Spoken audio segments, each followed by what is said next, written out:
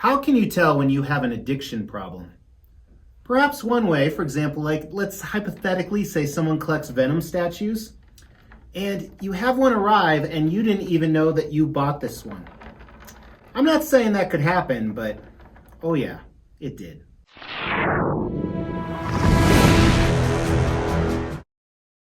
As the Extreme channel is pushing towards 50,000 subscribers, these are just a few of the statues we are giving away on the journey there. If you want to know how to win one, stay tuned for later in the video.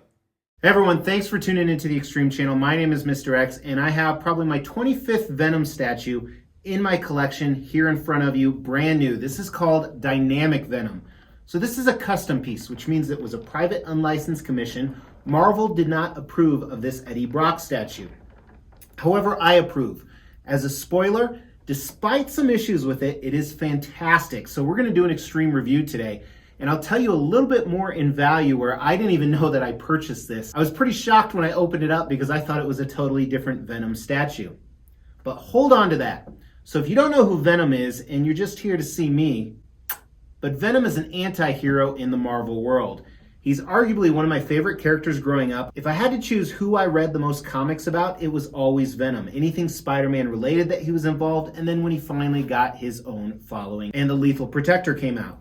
So I also love Venom statues, not just because I love the character so much, but because there is so much stuff that you can do with the statue. As I said, I probably own 20, 25 Venoms with about 5 to 10 more coming, and they are all unique in their own way. So during the review, we're gonna talk about a few things that are different other than the obvious. Like for example, whenever I do a Venom review, you can check a whole bunch of them out right here. I actually did a countdown on all the ones I currently own. And again, I have more coming. But I always talk about you either make a creature-esque or a humanoid Venom. Is he more kind of have human proportions, or is he more of just a monster? We always talk about, is the base gonna be up somewhere high, like the top of a building or a bell tower? Or is it gonna be down low in the sewer? Clearly has that name because this is the most dynamic Venom I think I have ever seen.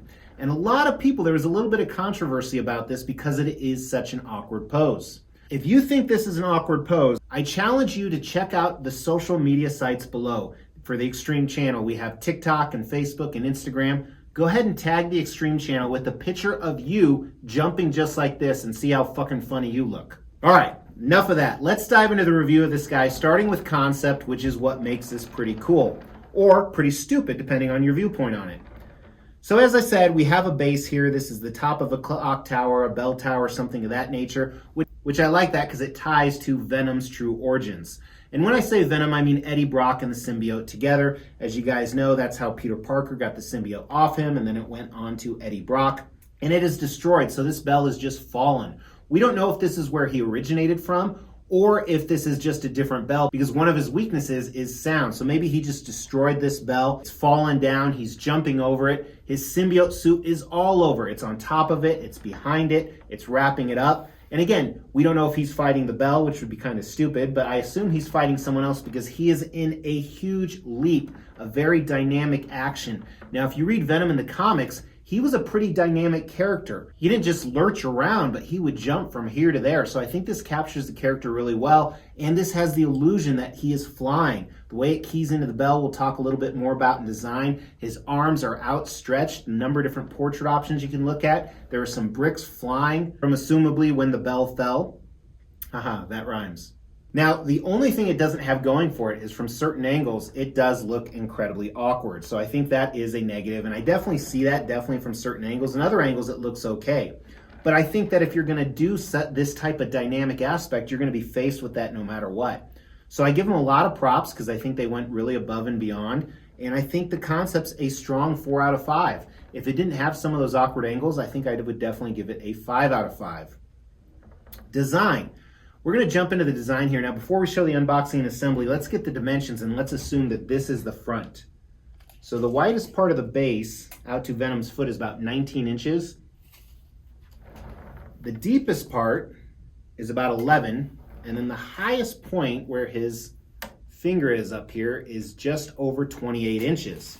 Now the nice thing is the base is decently compact. Now if you want to see what he looks like on the Venom wall, make sure to check out those social media sites again. The link is in the description below.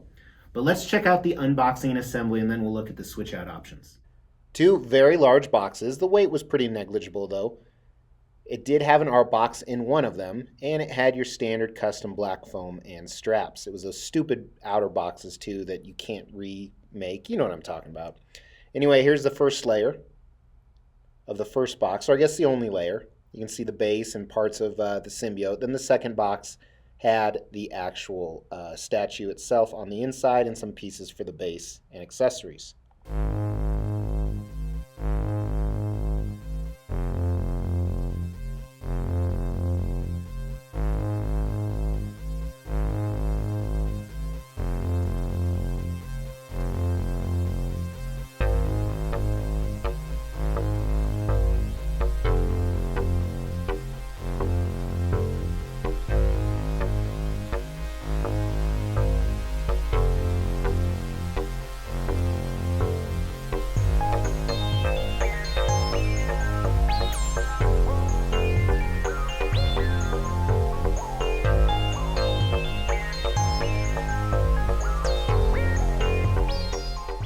So there are 3 different portraits. Now, whenever you have switch out portraits, that does create a seam line. Here's a picture of that. It's really not too bad in my opinion. And even though there's only 3 switch out portraits, there's a lot of different display options with them. So first is, right as you see right here, my favorite, the transformation. And I think this is one of the coolest transformation portraits out there. And I've talked about that a lot in previous videos. Now we have another one where his mouth is wide open. Now, if you want, you can put a long tongue in here. And if you don't want the long tongue, you can put a shorter tongue. And then very similar, you have one where the mouth isn't as wide open. And you can go with that longer tongue or that shorter tongue.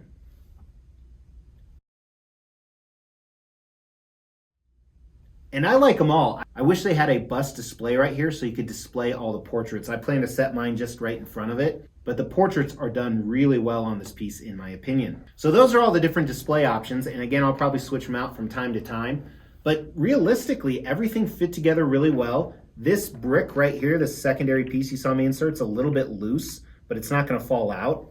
And really, there's no big seam lines. I mean, it's done really well. I can't find a flaw in this.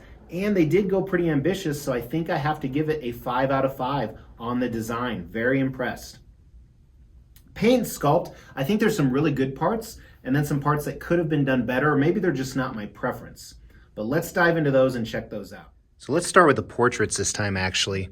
Now these, the two are pretty similar. I love the translucent color on the tongue. I think that looks fantastic.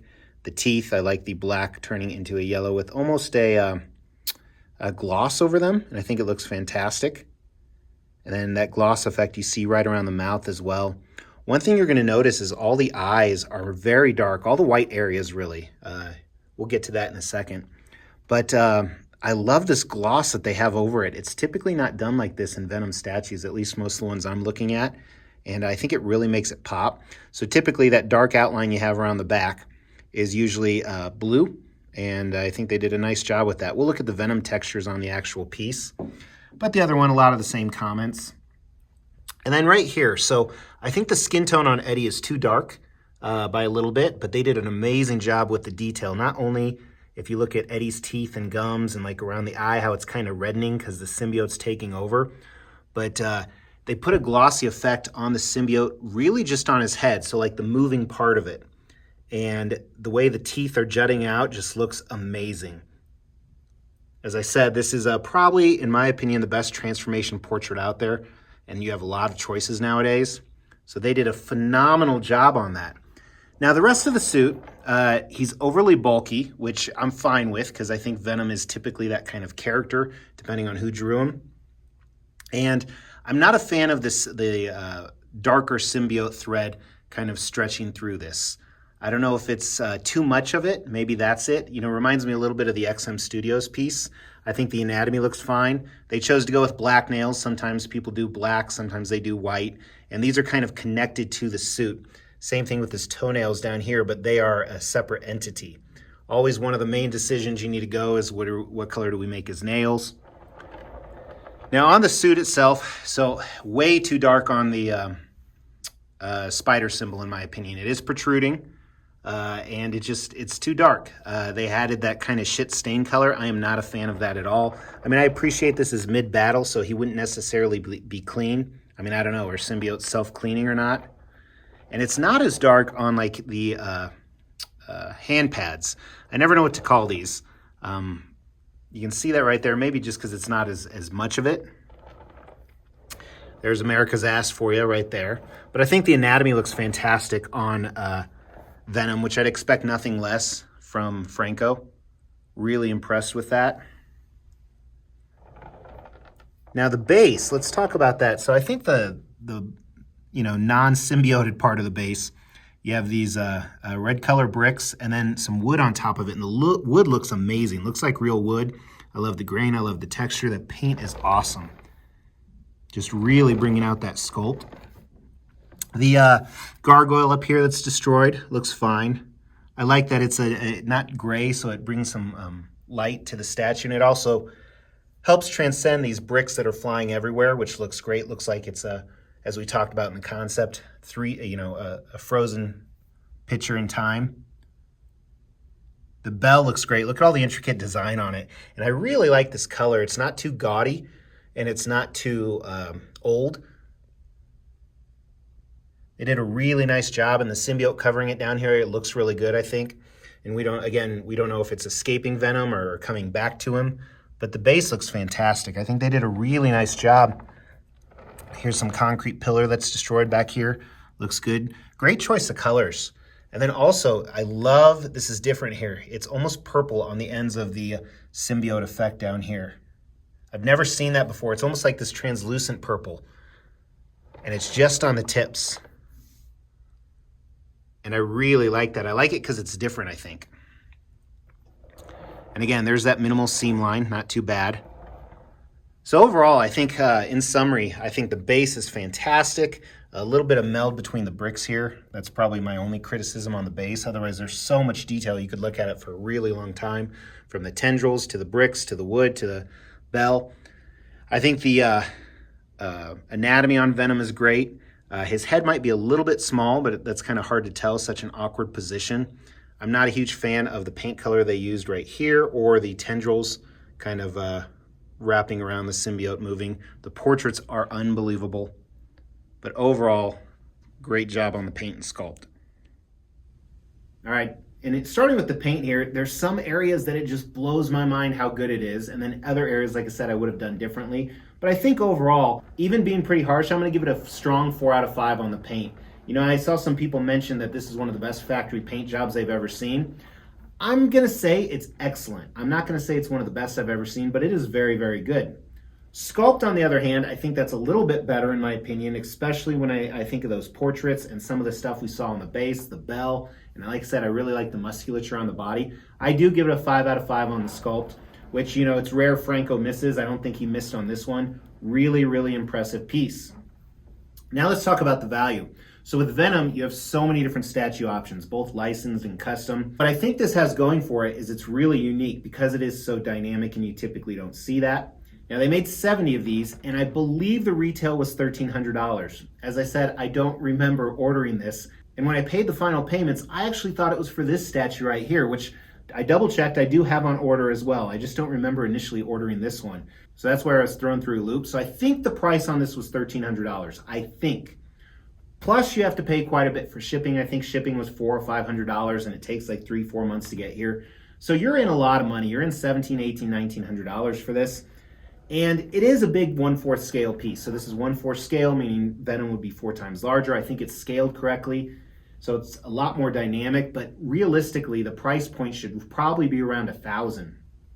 Now, I've seen some of these for sale and people always try and flip it for more money before they even own it, which I think is stupid. Oh, I said it. And it hasn't sold at the higher prices, but I think I could probably break even. I think it's probably a 3 out of 5 on the value, and I think that's probably a weak 3 out of 5 because there's so many Venom options, and now we're paying $1,700, $1,800, where if you remember Prime 1 Studio Venom, which is just as big, here's the review right here, I think was like $8.99 plus $100 shipping. While this is more rare, I just don't think the value's there, even though I love it and I have no plans to sell it. So does it have the X factor? Is it a 5 out of 5 statue? That's a really tough one, honestly. It's definitely a 4 out of 5. But because there's so many Venom options, the more I look at it, especially the detail on this, because of that, I think it puts it over the top as a 5 out of 5. I think it'll definitely stand out in the display. So happy that I got this, even though I don't remember ordering it. And that's the question I'm going to shoot to you guys today. So have you ever ordered a statue and you forgot you ordered that? Again, make sure to comment because of this.